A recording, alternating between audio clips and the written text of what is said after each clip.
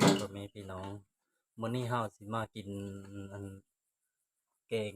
จิหลอใส่เห็ดบดเนาะมันมีกระปูมีมะบวบนำใส่ยานางนำอันนี้ก็กินกับข้าวไหม้พี่น้องข้าวดอปั่นแล้วมื้อวานนี่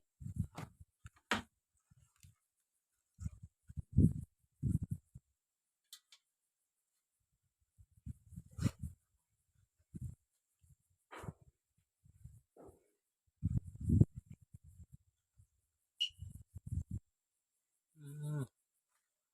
แบบเนาะ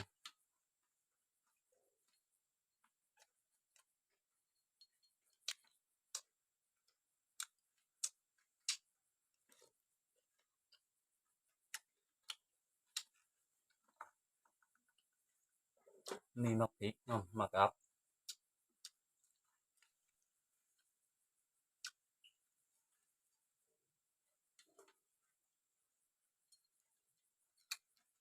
เห็ดบดพี่น้องมันกินแบบบ้านๆบ้านนอกเฮามาเลี้ยงงัวแต่หาเห็ดบดพุดจิหลอพุดกระปูแดงอยู่ไร่อยู่นาคือเก่า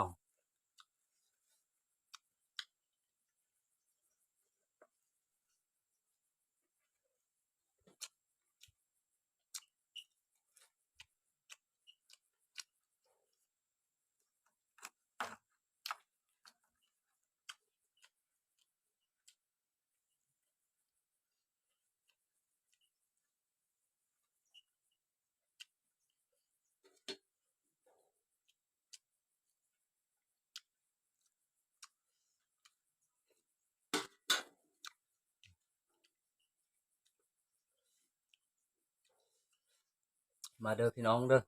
กินข้าวเที่ยงน้ำกัน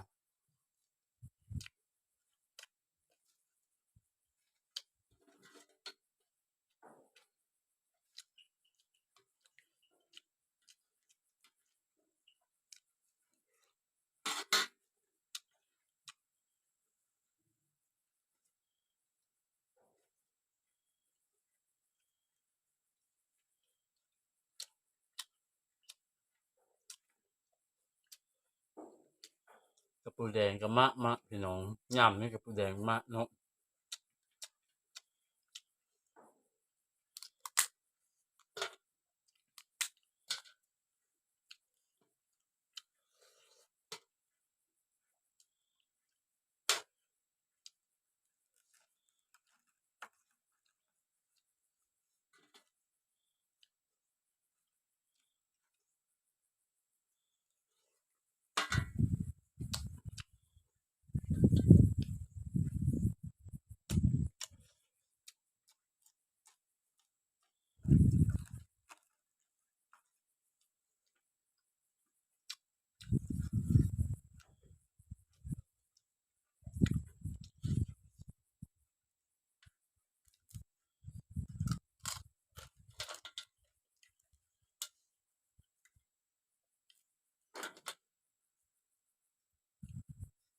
คำเดียวแล้ว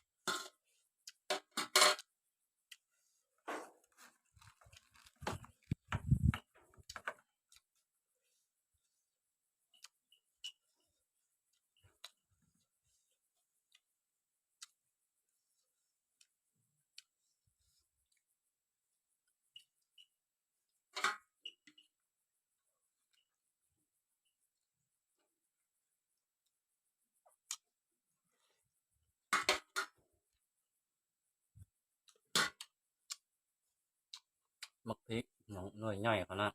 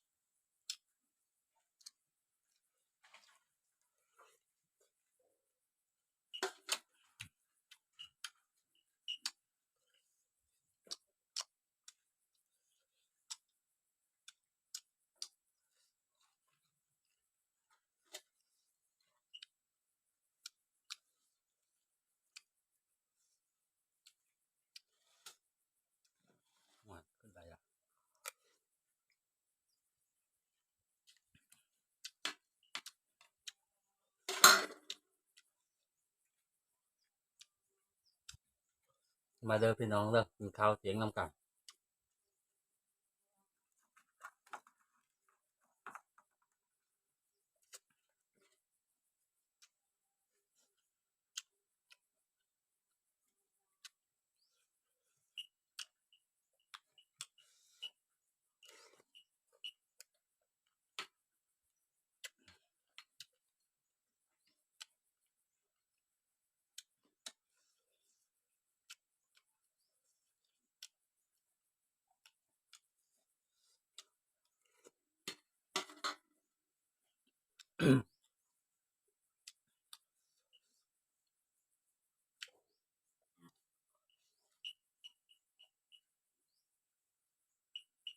ไม่หอยเลยทำนวดยังพี่น้องจีแล้ว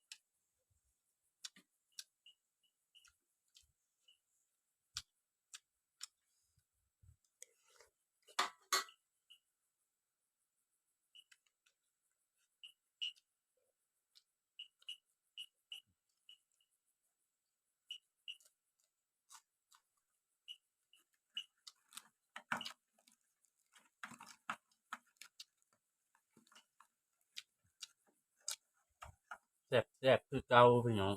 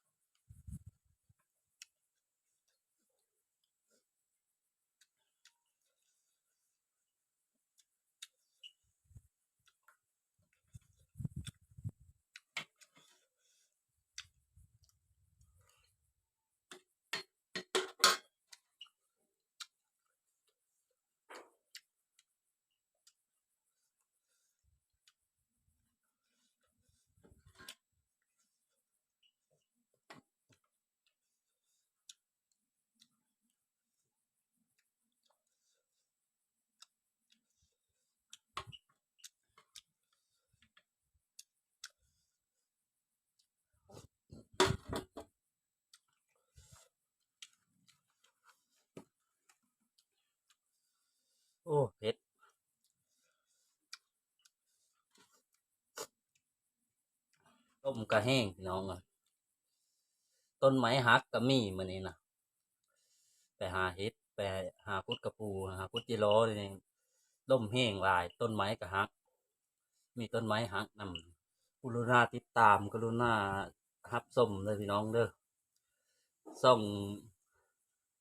บ้านบึง Channel อัดคลิปต่อไปเนาะมื้อนี้ก็ขอเพียงเท่านี้พี่น้อง